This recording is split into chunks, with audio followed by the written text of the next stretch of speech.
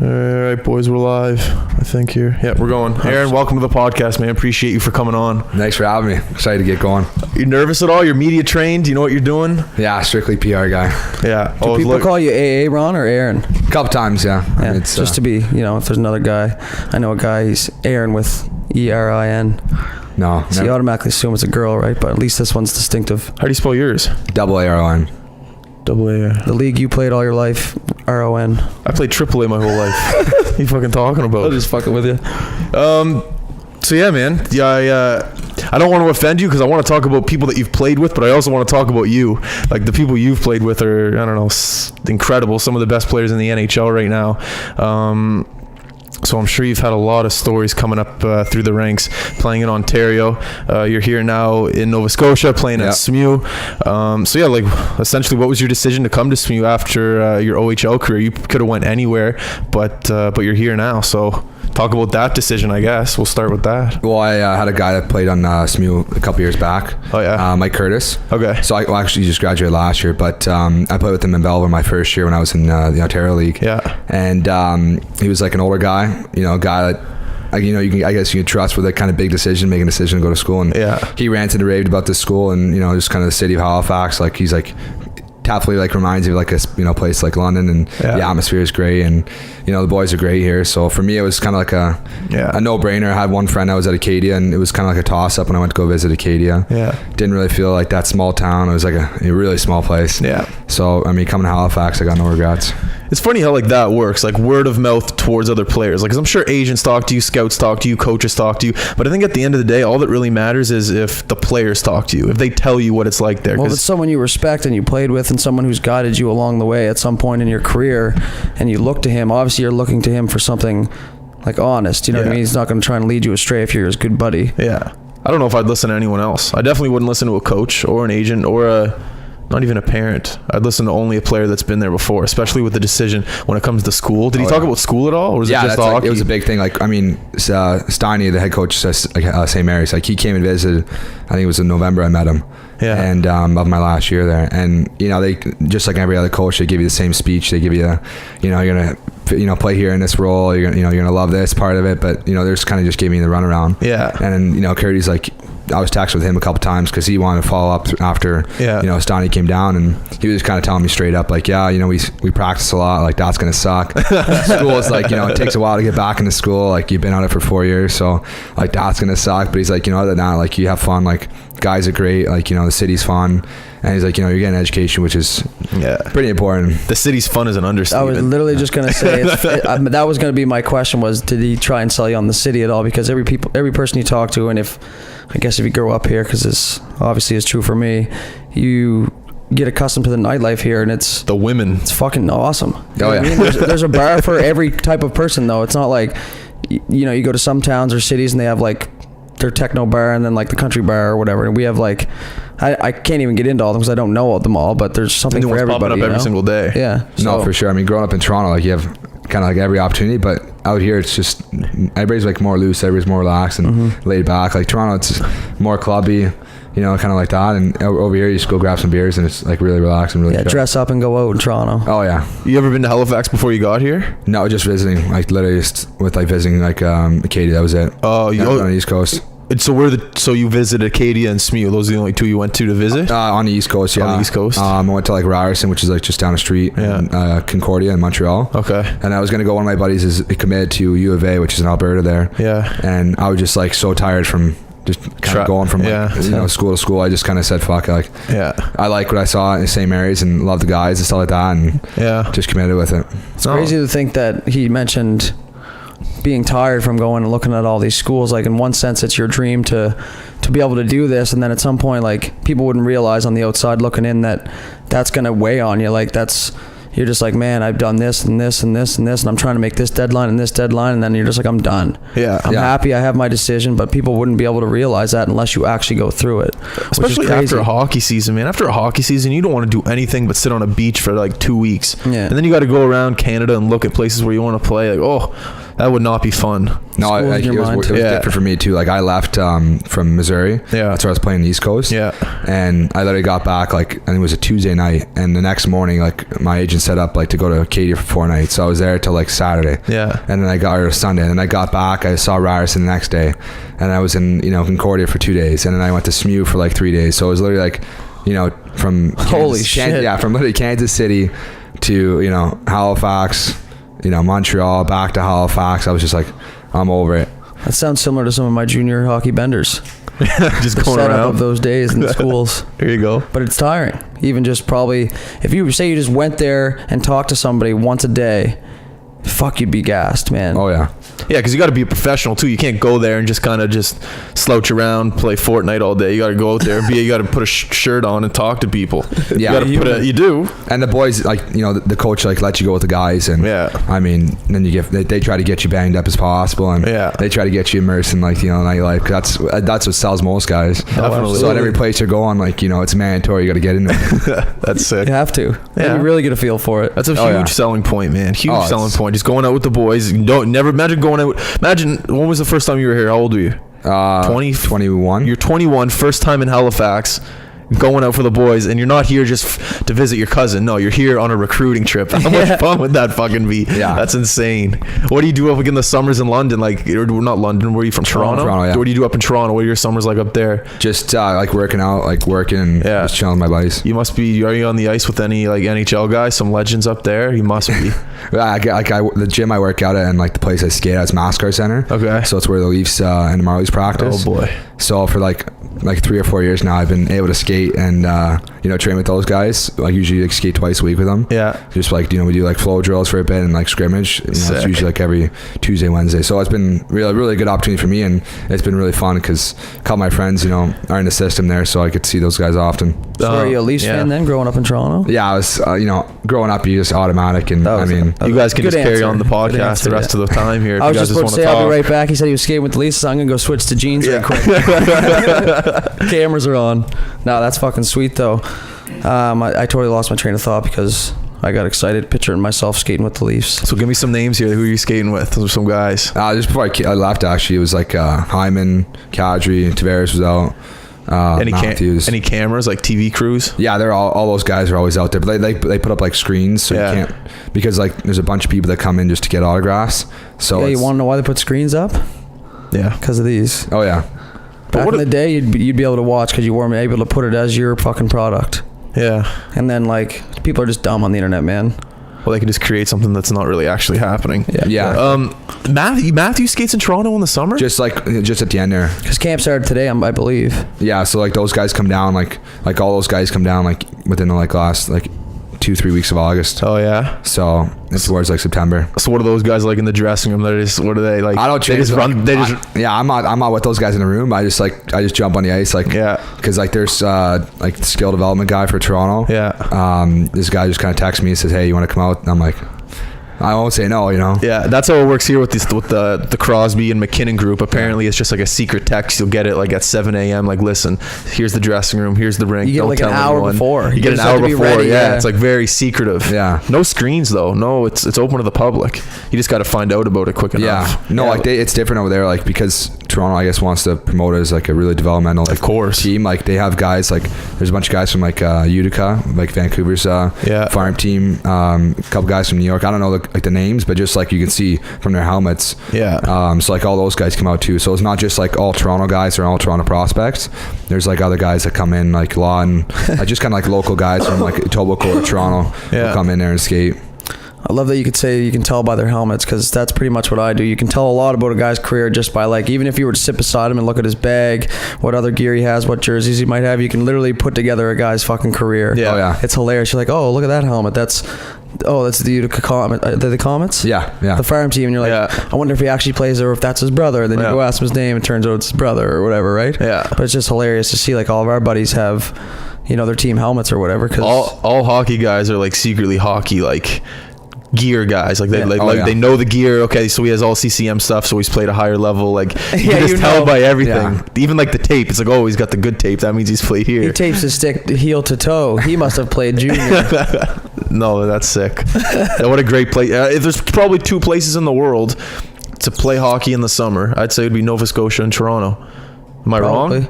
Yeah, I guess. I'm not sure. I don't have enough experience, but I'm not going to argue with you because it sounds awesome to me. Three of the best players in the world skate here with McKinnon, Crosby, and Marchand. And then Toronto, you probably have some of the best players in the league. Is Stamkos out there? Stamkos must be all there. Those guys.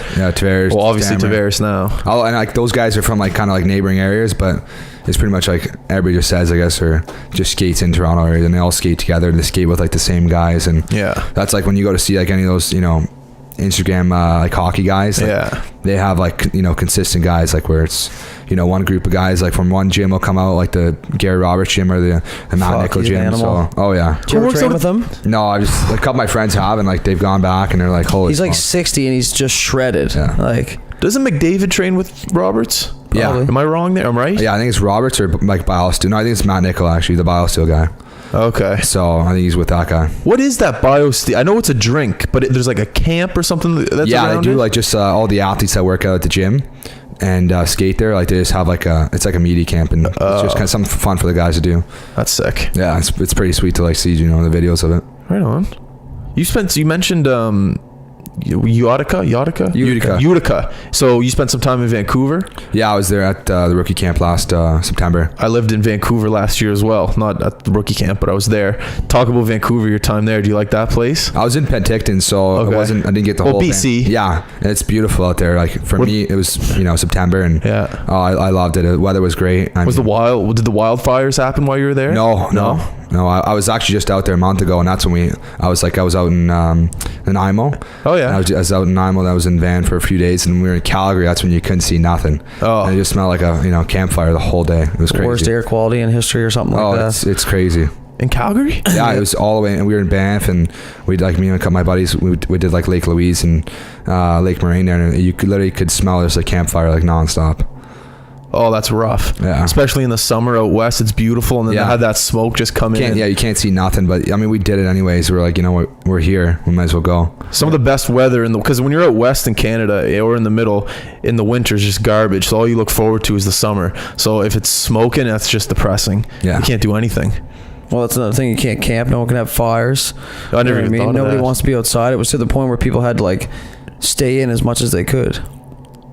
Yeah, I saw some videos at like 10 a.m. It's looking like it's 12 at night. Yeah, just hurting. And the air was coming this way and stuff like that. We got like pieces of it or something. Did we? In Nova Scotia? Look it up. I'm not looking that up now. Or we got Riley. Riley can look it up. I don't want to talk about weather on this podcast. So yeah, I want to talk about what was the tournament that you played in that we wanted to talk to him about? Oh, it's the Maccabia, I think. Is that how you say it? Games. Yeah, I want to know about that tournament. What's going on there? Yeah, so it's kind of any Jewish athletes or anybody that identifies as a Jewish religion. Okay. Just gets an opportunity, like if they make a team to represent like Israel or represent Canada. Yeah. And it's funny, like no one really knows like my kind of like family and my background. I got a pretty much bunch of everything. My mom's like Israeli Greek, and my dad's Albanian Macedonian. So holy shit, that sounds like some good food in your family. Yeah, every family event's awesome. But I mean, somebody, one of the coaches for the team like found out, and it's like Holly, you'd know, but just texted me in the summer and was like, hey, would you be interested in coming to like represent Canada for Maccabi games? And I was like, fuck, like where are we playing this thing? And he's like, in Israel. And I couldn't, ice? Yeah, they have ice in Israel. So I seen a picture of the stadium, man. It was packed. What? They made I guess they converted from like it's the pro basketball team that plays there. They converted it to a rink and classic. Yeah, it was pretty crazy. We were out there for 2 weeks and just like literally met the guys like 2 days before I flew out, and I was out there with my brother actually and a couple of my friends. Are those your brothers? Is that one of those guys your brother? My brother's on the right there, and one of the guys in the middle is one of my good buddies that just played against and growing up with. So when you played in this, how long had it been around? Like how long has it been around for? I think the Maccabi game's been out for like 24 years or something. See, that's what I like when I just all I did was search your name, and I actually seen on Elite Prospects the Israel flag, so I was like, okay, and then I just went down to the next link and it was the Maccabi games, and I was like, what the fuck is that? And I was like, well, Belly, like part of this podcast is for people to realize what's out there. And I said to him, I'm sure there's other Jewish players that would hear this and be like, what? You get to represent your nation like in something like this, and I was like holy shit, like I didn't even think that was possible. And like you said, there's ice there. Was the rink packed? Yeah, our last game, it was like one of the main events. They like try to like I guess That's crazy. promote it, and it was the last event like of the actual like Maccabi games. So it's not just hockey. No, it's like I think it's like the third like largest grouping of athletes in the world. Something behind the University Games and the Olympics, I believe, is what it is. Yeah, Games or something like that, and then obviously the Olympics. That's fucking crazy, it man. was crazy. Like just playing. There you go. Yeah. Third largest sporting event in the world. So you're there with. Is it kind of like the same thing, like of athletes' village and like? Yeah, we stayed. Well, it was like more so like a hotel. So we just stayed at like a specific hotel. And yeah, like, sick. It was like all the Canadian athletes on one side, and then like we had the American athletes as well with us. And then you got like, I think it was like 40, 50, 60 other countries. He's talking to the mic, sorry. Oh yeah. So yeah, it was like 40, 50, 60 other countries. That's insane, man. Yeah. See, I would never know that existed, right? And you would never think to like just search random games around the world. You know what I mean? You get to represent Canada. Yeah. Over in Israel. Like, what? It was crazy. I mean, being over there too is just a huge culture change. You know, some of the things that they are normal are totally different. Like it's just like what? Just well, I mean, great question. Like walking around and you see guys and with AK-40, or like fully automatic guns just hanging from their Kind of sounds like Preston. So it's no, it's different out there. But you're on the bus and there's let's say there's 20 people in the room. You got 12 of them fully loaded. So that was pretty unique. But holy shit. Yeah, there's like military everywhere, and it's a total different but everybody's like friendly. Everybody's doesn't matter what you are, like what color, whatever. They're just they want to sell you something, or you want to buy something, they're gonna sell it to you.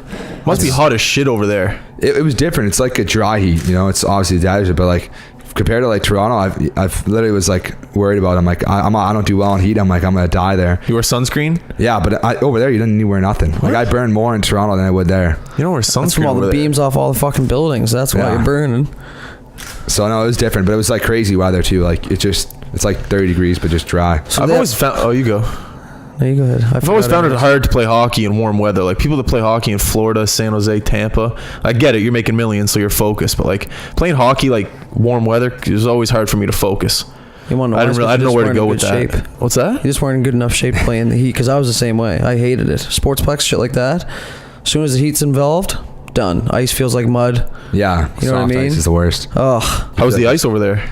It was actually really good. I mean, I was surprised. Like whoever was working the system there and building the rink did a hell of a job, because we were like, that was the first thing we were like, there's no way they're going to be able to never have an arena guy, never had a Zamboni, to be able to figure out how to kind of make the ice properly. But I guess they brought in a guy from I think it was like Canada, somewhere in Edmonton, of course, to figure out the ice. So that was it was pretty crazy, the lengths that they went to get this thing going. Yeah. Has hockey been around forever or no? Yeah, actually 4 years back, Hyman was there. Yeah. Playing. Was he? Yeah.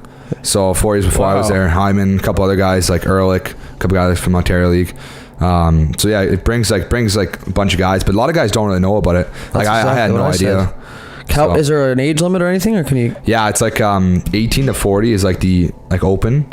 And right. There's youth, which is obviously younger than 18, and then there's masters, which are older seniors. Than 40. Yeah, they're seniors. That's awesome, man.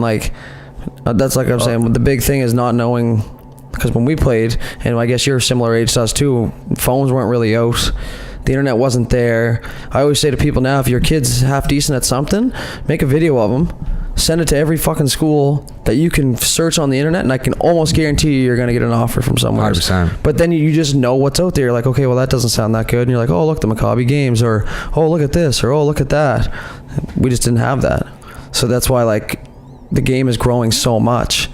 From the media age. Yeah. Well, they're playing games in China right now. Boston's over in China right now playing games. That's what I mean. You're telling me that's not a huge market that they're going to want to penetrate? Is that the word I'm using? They want to penetrate that market soon? Who knows? It could happen. And there's so many people there too, so if they get into it, a lot of money too. Crazy that you got to do it with your brother. That's a big thing. Yeah, that was really that's cool. wicked. That was my first time playing with him ever, right? Because he's 3 years older than me. So and it's funny because before that I played against him at UPI, because that's where he goes. So that was pretty funny. Yeah. I'm sorry. I know the guy on the far right, number 18. He played at Dartmouth. Yeah. Who is that? Corey Kalk. I know Corey. You really? He played at he played with Brody at the Buffalo? Not Buffalo. The school he went to before Buffalo. Yeah, I know what you mean. Not Corey Kalk. I know him. One time, me and Brody were stuck in like a snowstorm or something in Toronto, and this guy came and picked us up. That's how I met him.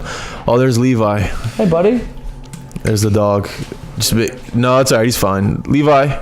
No, he's good. Yeah, What's up, buddy? He just wants to join in on the mic. Make sure he doesn't hit any of the wires, though. Fuck, this could be bad. Just, okay. Everyone stay calm here. We're here, buddy. All right, there you go. Dudes, you just want to get him out? Yeah.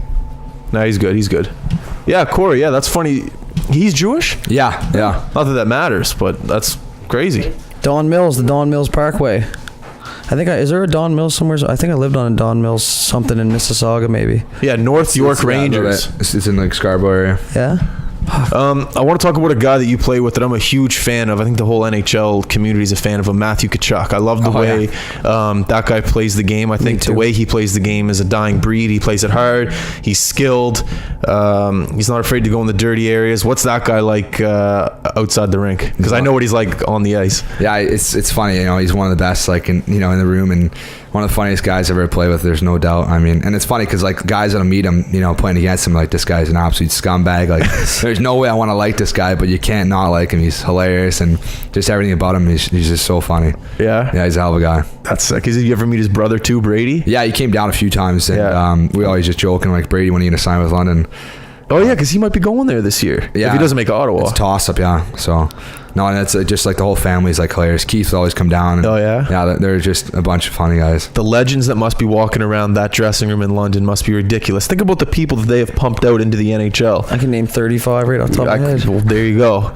Do alumni? Do they ever come down and say what's up? Not even like that. Like we had a bunch of guys. Like we had a guy from like the Bachelor come down. Yeah. We just had like a couple Blue Jays guys come down. Yeah, just like guys like from every avenue just coming to watch games and coming inside. You guys have a nice rink you play out of too. Yeah, it's amazing. I mean, probably the best rink I played at, and it's like 10,000 a night. So yeah, you can't go wrong with that kind of place. That's sick. They're gonna need a bigger rink in London just to retire all the jerseys that they pumped out. Legit, like I said on the way here, the jersey is one of the most recognized logos in the CHL. Holy shit. Corey Perry, Matthew Tkachuk, Josh Anderson, we met him. Patrick Kane, Sam Gagne, Nasty Patrick Naz. Maroon, Kadri. This is London area native, so this was London, Rick Nash. And like Corey Perry played there, and fucking wow, man, literally. What's so you guys got a nice dressing room there? Yeah, it's London? like I mean, they say, like, a lot of guys don't like it that come in. They're like, oh, like you guys don't have the nice dressing room, and it was probably not one of the best in like I guess in the OHL, but for us it's like it was perfect. It was like it's nice and like tight. All the guys can see each other. Like I played in Belleville, and we had like 2 metal poles in the room, so you couldn't even see like probably 6 guys on like either side. So that was pretty funny. But coming to this room, it's like a little bit tighter. It's like got some heritage from it. Like, every stall that you play in, there's little markers of like who's played there before. Like some guys like Perry and like a couple other guys like big names like will leave like some stuff ingrained in the stall. Like yeah, some pretty cool stuff. Like when you look back on it, that's sick. The history of the team is so rich. It's like. It's an honor. You walk in there and you don't want to be the guy that like defaces it or you know what I mean. And at the same time, like your dressing room, no matter how nice it is, the room is how the boys make it though. Like oh yeah, you know what I mean. If you're in like in Bridgewater, we barely had a dressing room, but when we were in the dressing room, we made like the most of it and shit. And it was just the same as any other room. Look at that shit. Oh, that's a Riley on point. You think you're gonna be upset going in there any day? Who'd you sit next to? I was like Devo, Marnes, McDonald, and we had Yakimowitz, who actually is playing at Dow. There you go. Yakimowitz. Man, that's a tough one. So you got a buddy here at Dow. Yeah, I got 2 guys that play with at Dow, or used to play with from London, and then 1 guy's at Acadia. Are you playing Dow tomorrow? Yeah. There you go.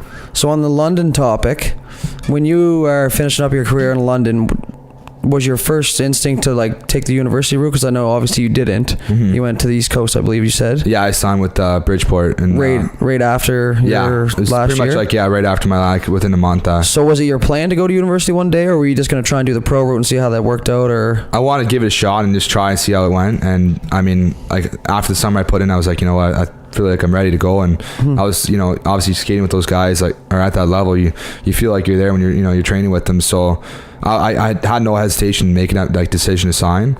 And when I went to Bridgeport's camp, and I thought I had a great camp and stuff like that, and you just never know what like who they have in, on contract, who's up too top. unpredictable. And so like at the time, like, a couple guys got sent down and it kind of just shuffles everything down. So when I went to Missouri, which is in the East Coast there, I had a good time. Like, it was great guys. Everybody really says fun. that, yeah. But it was just like, I was like, fuck, like, I don't know if I can do this for 10 years and just play in the coast and, go up and down like that. So, and I was at the same time, like, a couple guys like text me, like Curdy, saying, hey, like, you can always come, leave to come back to school. So for sure, it was like, a thing I made, like, decision, like, end of November there. Just like, you know what, I'll go home and just, see if I can see what school I'm going to go to. And a lot of my friends made that decision, like, right out of our last year, the way here, to just go to school. So I don't regret it at all. I mean, I had fun, like, trying pro out and seeing I can compete at that level. And also, like, now playing at school has been a great time. Man, AUS is the best hockey around here by far. It pisses me off that there's not more of a fan base around here for it. It's incredible hockey. And you can go to the NHL from it. There's a couple examples from around here. Who's the guy that played at UPEI? Ward. Yeah, like, oh yeah. Example, like, you can make the jump. It can happen. It's not. Yeah. What was I gonna say?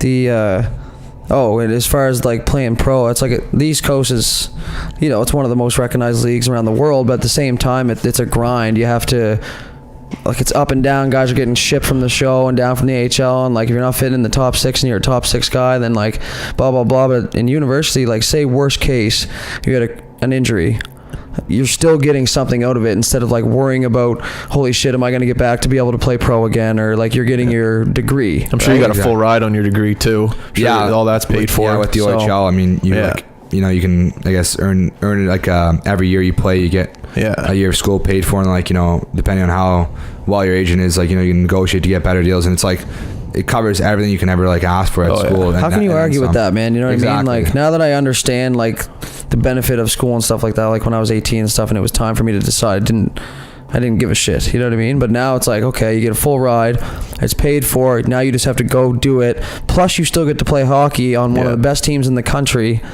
Like, to me, it's just like, you can put that down in front of me right now, and I'd probably work my ass off to do it. Yeah, you're doing better than most. Let's round that up. It took a while for me to realize that, you're in a good spot. And I mean, I was disappointed when I left, and like you got like a bunch of guys are in, that kind of side of the world, like playing pro and, having the best time of their life. And you got, other guys are working for the degree and, still playing competitive hockey. And that's what, like, for me, I've loved it since I've been here. It's been a great time. So unreal. No complaints. Yeah. I had a question about you. When you guys won the Mem Cup and you guys brought it back to London, I saw a video of you on YouTube. You got to bring the Memorial Cup onto the ice. I wonder why, like, it was only you. I was like, why isn't the team out there with them? Like, can you explain that situation? It was like after, so it was the summer after. It was a year after. Yeah, it was same year. So it was next year. Okay. They did the banner raising, and I was in London skating with like before I went to Bridgeport there. So I was skating with all the guys. Like, Prosty was out with us. Like a couple other guys that were going to pro that like lived in London. And played there. Like, were skating with us, and they asked me, like, our GM asked me if I wanted to bring the cup out that night.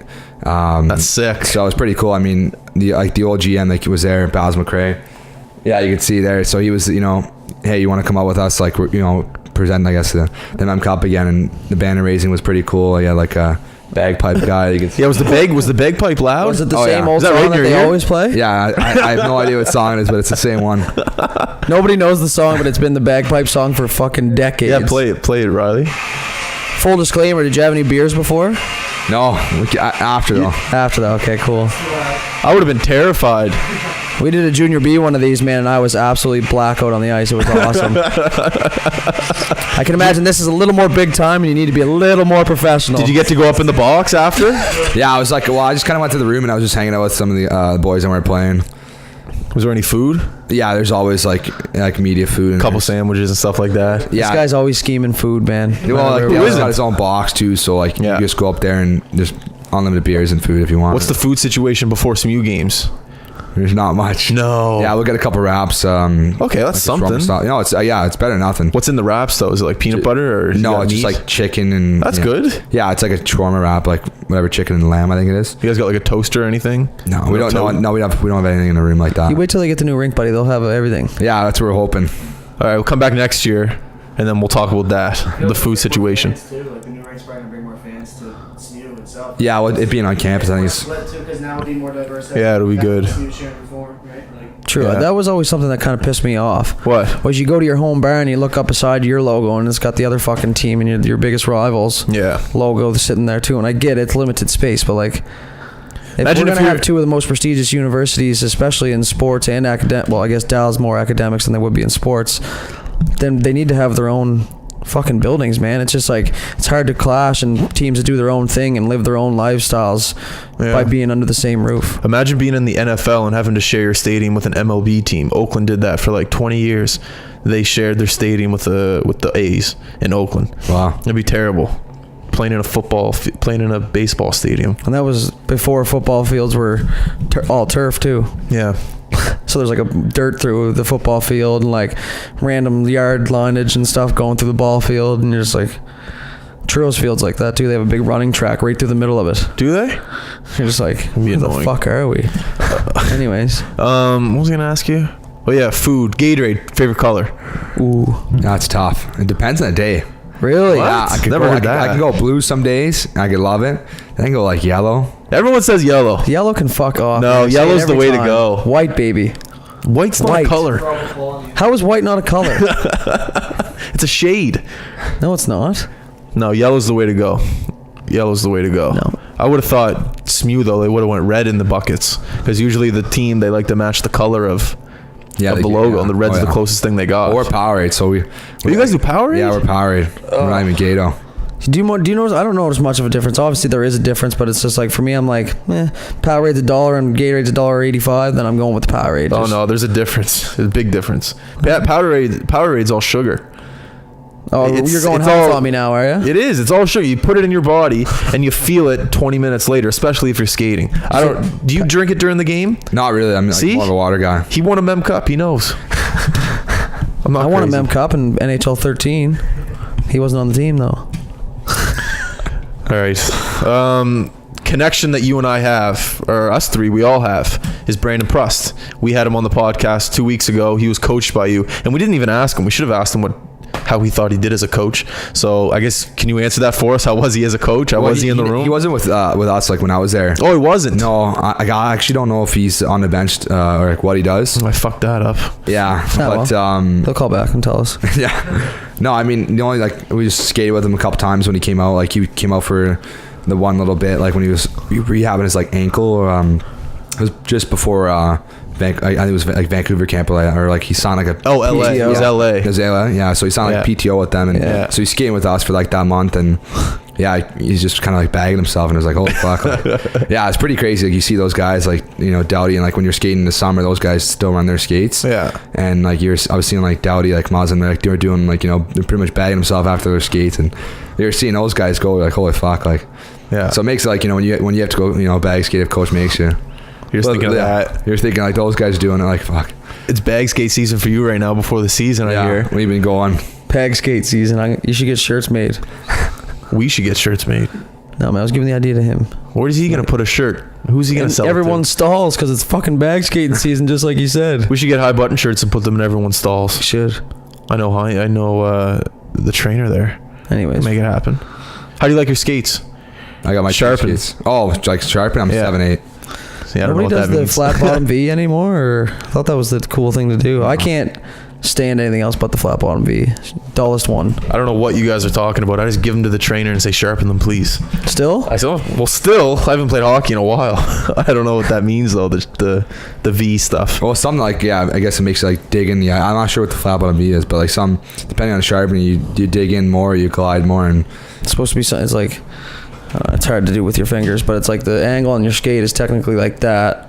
So like the I think it's 5/16 or something would be like the sharpest. Oh, yeah. So that's the farthest angle, and then as you get duller and duller, it just makes the blade flat, right? I see what you're saying. You know what I mean? So it's actually kind of like that. So the You flatter. actually look at it. So you just dig the groove through the middle if you want it sharper, Okay. and if you want it duller, you just have it more flat, right? So it's like an even surface. What kind of skates do you have? true skates. Really? Yeah. Those are the new thing.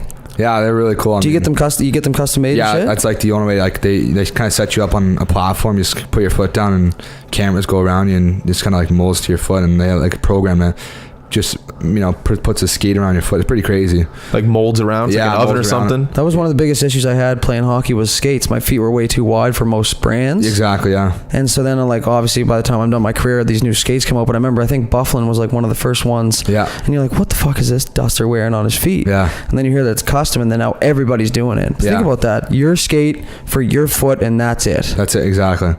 Yeah, like I had a big issue when I was playing junior. Like I'd get mine punched out in certain areas because like it was wider than one spot, wider on one foot. Like both feet aren't the same. So never.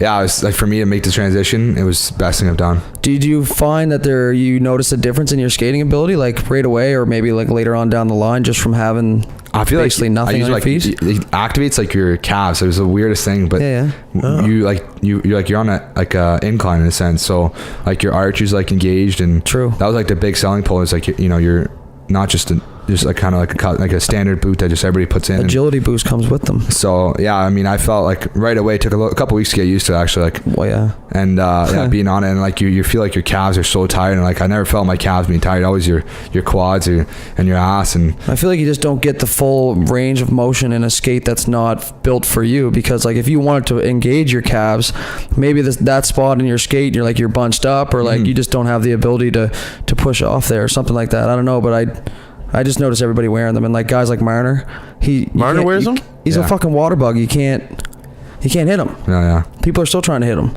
It's crazy. Like we haven't even talked about Marner yet. What was he like in practice and like in the dressing room? He must have done some amazing things in practice. Like that guy is incredibly skilled. Like literally the stuff he do in practice, you could see like in the highlights. He just does in the game. It's crazy, just crazy. Some of the passes the guy makes, his vision's ridiculous. Did he know it too? Did he know he was good? Yeah, I mean, he wasn't like cocky by any means, but he was just.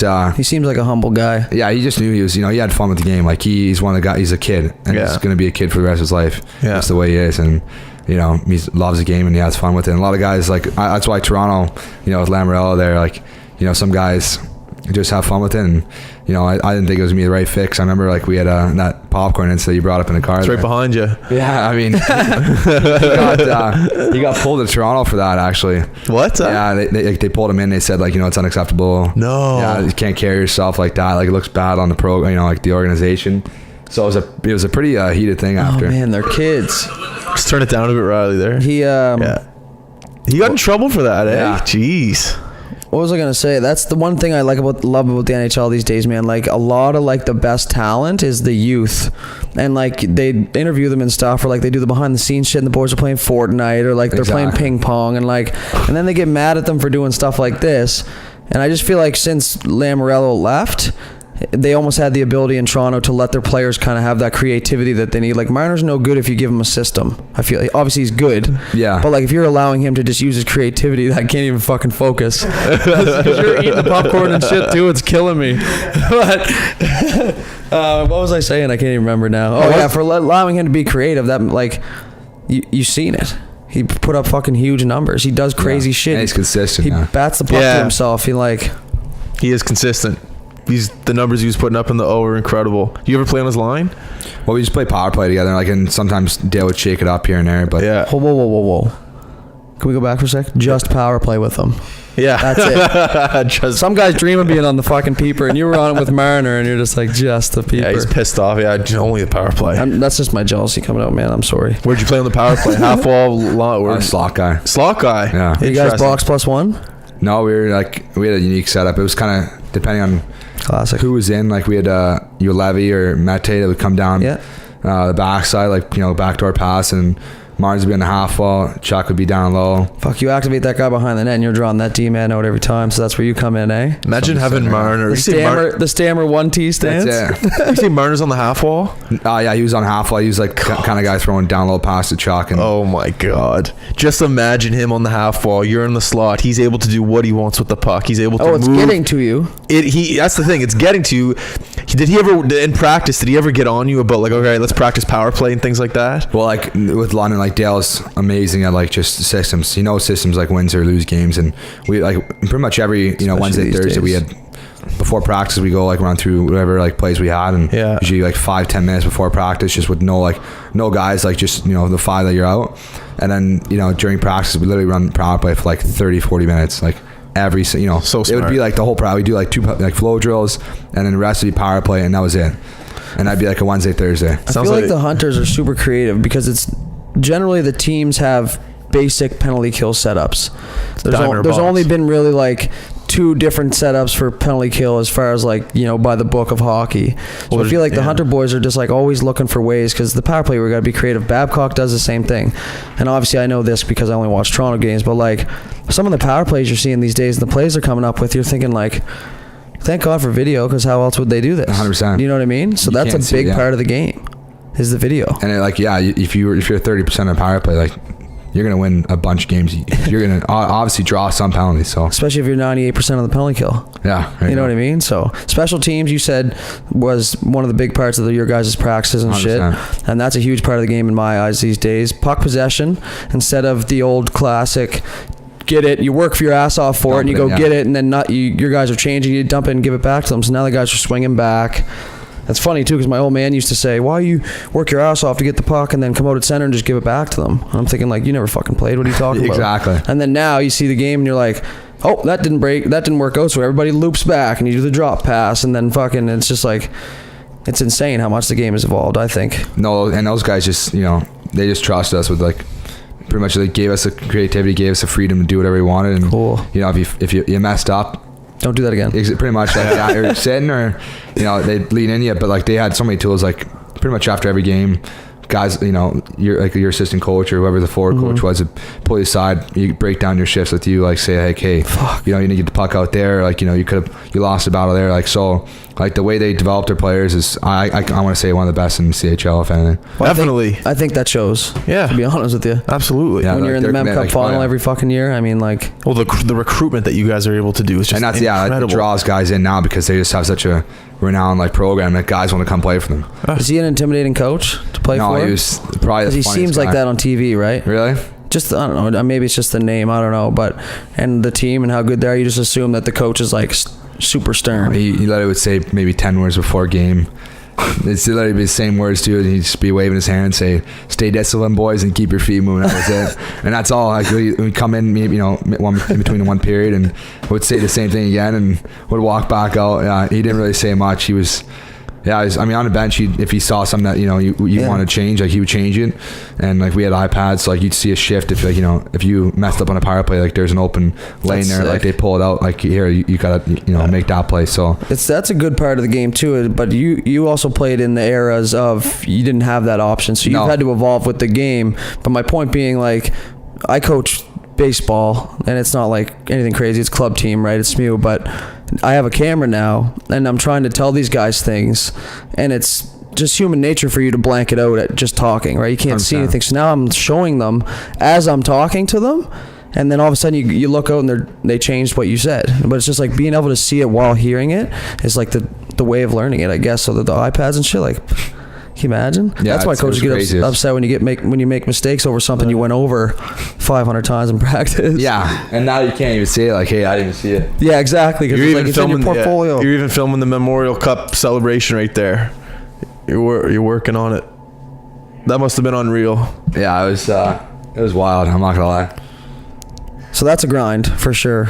It was fun. Nobody really knows what goes into winning a Mem Cup, I don't think. What'd you guys do after you won? Where was the party at? Well, we flew back the next day, so we like kind of like our hotel like actually was pretty cool. Like they set up a whole like a conference room down in the, like kind of like main floor there. Yeah. And that was like kind of a room to like hang out for like the 2 weeks we were there, and like they put some ping pong tables in there. We had a bunch of places where we can watch Netflix, so like we would chill there. And they set up, like they took all the tables out, and like it was like all your parents, like whoever, like any of your family that was down with you, like they had buckets and buckets of, like, you know, wine, liquor, and beer. So it was an absolute, like, you know, I got a ton of videos on my phone. Yeah. And just like, you know, pretty much everybody getting after, just having a like amazing time. It was just one of those things you just never forget. Such a first class organization. See, like I got excited watching the Mooseheads win the Mem Cup to the point where it almost felt like the city won. So I can't imagine actually winning it. Yeah, that's insane. But I was gonna ask you something. That was just a random thought. Where's your ring? Oh, it's back home. Everybody's. I'm the only person that's ever lost their ring other than Nosy, and it's because I wore it everywhere. As everyone else is like, oh, mine's at home, I still have it. I'm like, well, fuck, man, I should have started this earlier. Then I would have known. No, yeah, I've worn it twice actually, just at my aunt's wedding. Just so you know, it's not a Mem Cup ring that I have. So no, I just wanted to be clear there. Yeah, I didn't clarify. So, what? But yeah, that's fuck, man. Did you guys win it? No, where was the Mem Cup when you went that year? At Red Deer. Red Deer. It says here on my notes, OHL Cup MVP. You won the MVP of the OHL? It was like it's a minor hockey tournament, so in the GTHL, it's pretty much all like the best like neighboring organizations, like OMHA, like one from like Thunder Bay. I'm not sure like that league there. Yeah. So it's like pretty much the last tournament that you play in minor hockey for like minor midget. Yeah. And I was on the Marlies at the time, and yeah, we went to the finals and had a great tournament there, and you know got rewarded with that. Do you know who won it the year after you? I think it was McDavid. I got the list here, and I was like, I wonder what this is. And I looked at them like Sam Gagne, Steven Stamkos, Casey Cizikas. I'm like Sean Monahan. And I'm like, oh, there's a guy that's coming on the podcast, Connor McDavid. Right? I'm like, holy shit, that's actually. But I just looked now, and it's like all guys from Ontario and stuff, except for this guy, Andrei Berezinski. Ring a bell? He's from Russia. What's he doing on that list? There's a lot of Russians that are coming over playing in minor hockey now in Toronto. What? Yeah, man. Why is that? Why is that? Because it's an unreal system. Like, one of the craziest leagues, the GTHL. If you look at most, like guys from pretty much every guy from Ontario in the NHL, and you look at their elite prospects, it says like they're minor hockey. Like look, the Marlboros, stuff like that. And there's a couple different leagues. Isn't there's like is there a minor league and a major league in the GT? In the Greater Toronto Hockey League or whatever? They just have like it's pretty much from minor Adam all the way to midget and juvenile, I guess. Geez, so it's a little bit of a different setup than here. Yeah, they have like minor Adam, like there's just so many teams and there's so many players, right? Yeah. It's such a dense like hockey population there. And there's Did you play in the Canada Games when they were here? No.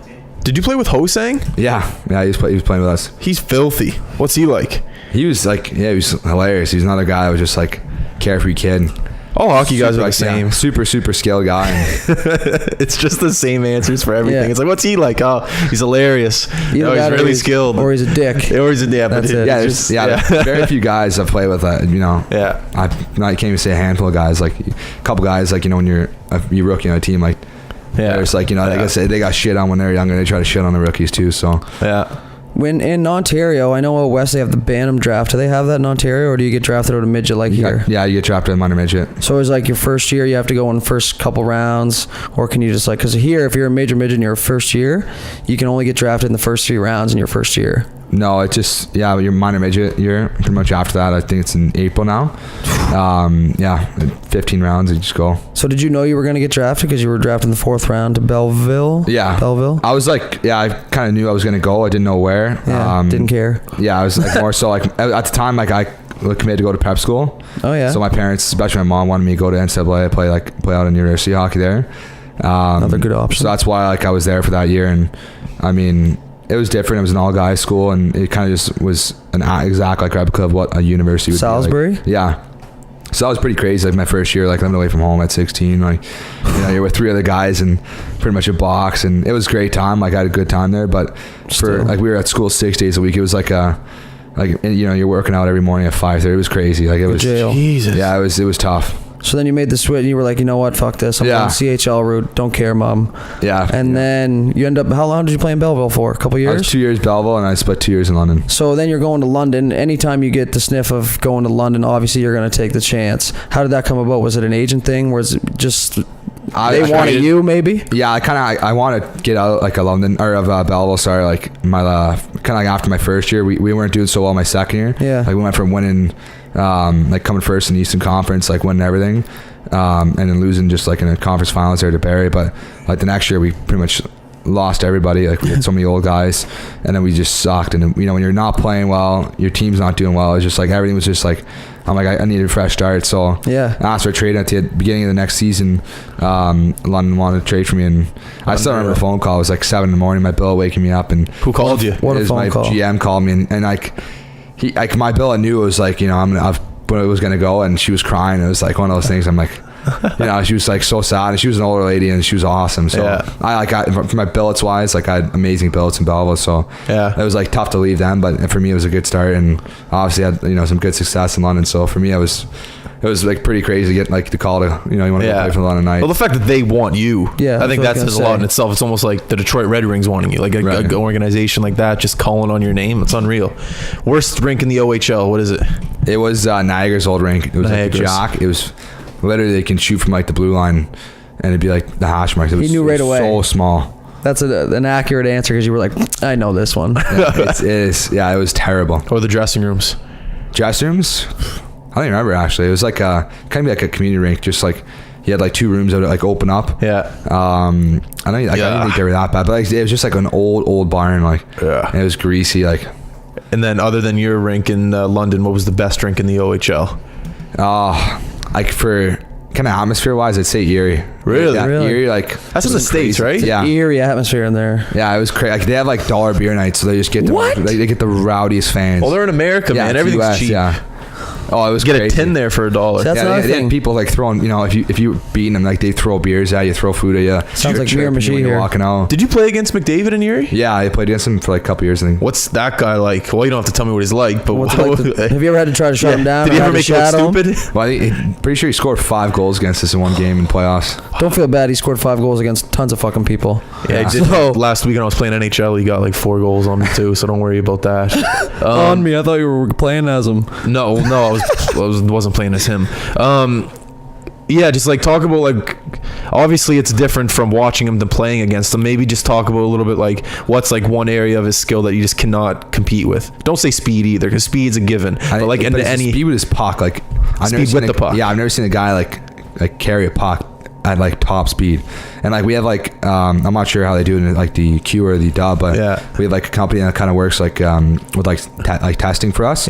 So like they'll come out like once a year and with your like all your team and all your prospects, and you just run through like a bunch of like drills without pucks, and they have like all the like, you know, recordings, and then they have like, it's like the Nike like free test, it's called. Yeah. And then they'll do everything with the puck, and like he's faster with the puck than he is without a puck. So it's like, how does that make sense? But like the way that guy can just like make moves at top speed is ridiculous. So did you have to play against him your whole life then, or cause no, he's 2 years younger than me, so okay. Yeah, I can't keep up with the fucking ages of this all. That was still a great question though, dude. Oh, yeah. That was a great question. Yeah, I just want to know, because some people, like we had a guy around here, Steve Anthony, and he was like above and beyond everybody, and you just like, everybody knew that he was going to make the next step, or like at least he had the best shot out of everybody. The only reason I asked was because if you watched McDavid grow up, I just want to know if it was obvious, if you could tell that he was going to be a fucking star one day, or if he was like, he'll probably move on. Was he talk of the town? Yeah, he played up with us for a couple games my minor major year, like my last year in Toronto, and with the Marlies, and like he was like the phenom at his level, and he was always playing up here. But like you saw, he was like nervous. He like, it wasn't like, you know, he wasn't the way like everybody was talking about him. But I remember the next year we came back, and our same coach that coached us our minor mid year kind of just asked for a bunch of guys that, because they were playing the OHL Cup finals again, and they asked if we'd come down, like talk to the guys in the room. And I remember we watched a game that night, and it was like, fuck, this guy is a real deal. He is the real deal. Yeah. I watched a video the other day, and it was just like, I can't remember what they were doing, but he literally blew fucking everybody on his team completely out of the water in like it was like a straight puck race drill that you had to go down around the net and come back the other way, and he was just like miles ahead of people. Yeah, it's some of the insane. best skaters in the NHL. Yeah. He blows by them effortlessly. Yeah. And I find that's one of the big things is, everybody knows he's fast, but he doesn't look like he's coming fast to you. No, exactly. So if you're all of a sudden you're coming up into the neutral zone, you're trying to regain your, what's the word, Carl? I can't even remember now, your gap. And he's just looping through the neutral zone, getting speed, low pressure or whatever. He's coming through, and all of a sudden you're like, he doesn't look like he's coming that quick. No. Then he gets on top of you, and he's gone. And you're just like, I saw him play in Shit. Vancouver when he was playing for Edmonton, obviously, and I was sitting all the way at the very top, had a great seat of just seeing the whole ice. And I remember there'd be times where he'd be flat-footed at his blue line, and by the time he hit the red line, which is 1-2 strides, he'd be in past 5 guys on their team. Just, you know, like when you see like Bobby Orr, they like, our parents say when you see Bobby Orr for the first time, you just have an amazement because you've never seen that in a sport. Same with Gretzky. That was my first moment of just being like, oh, like that's that guy. that's being a legend. Yeah, essentially. He's just, he doesn't look human. When you make the game of hockey look non-human, I think that's when you're considered a legend. And that's what he did that night. I remember like because it was his first year in the NHL when I saw him, and it was right after the intermission. I went to what's that? He was still a weasel then too. Exactly. So it was the first intermission. I went out to take a piss, and it was obviously it was intermission, so it was packed.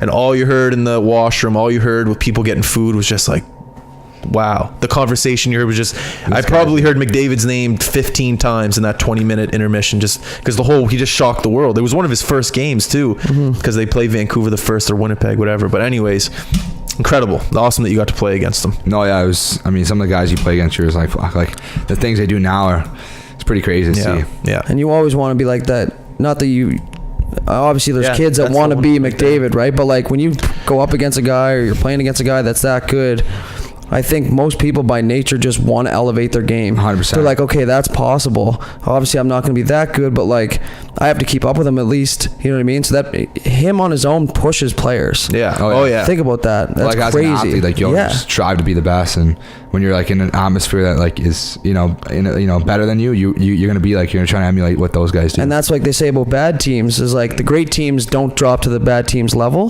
They play at their level the whole time, and that's what he does. He literally plays at his level and the top of it, even if his team isn't. You know, right? And that's why he's what's great about him is that he wants to get better. Like if he just did what he did now, he'd still be considered just a legend.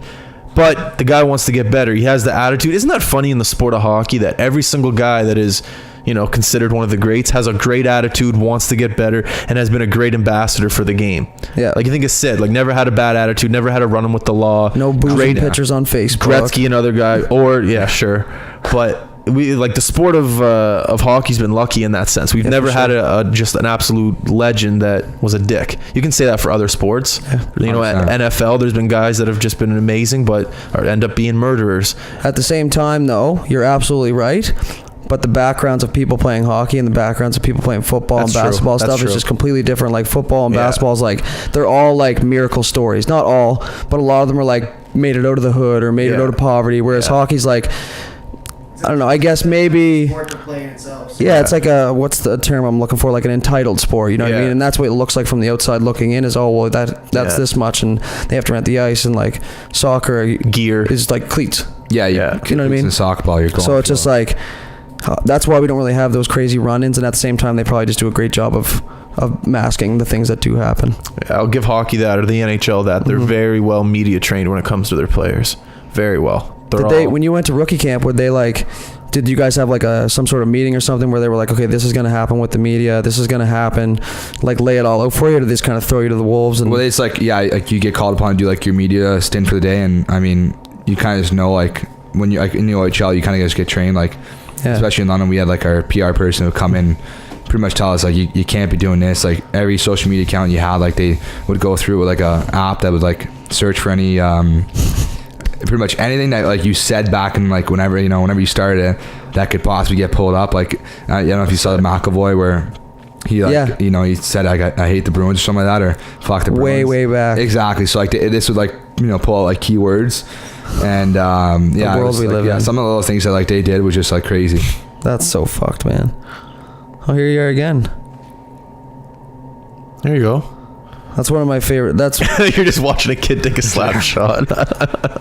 I find a lot of hockey players are like that too, and there's a lot of women doing it now too, as they're running hockey camps and they're shout out to Jill Sonia, giving back to like communities and stuff like that. It's another thing that's big in hockey, is supporting the community. It's like it's not a chore for guys to go out and do stuff, whereas like, I don't want to get into like the political side of the United States and stuff, but people are arguing about going to the White House and all this shit, and I understand why they're doing it, but it's just like hockey, they're like, sure, let's do this, or let's do this, or let's go help this family, let's go to the hospital, and let's help out podcasts. Like Brandon Prust, he didn't have to come on this podcast. That's true. He did, but he just, I'll come on, sure, no problem. Gave 20 minutes of his time.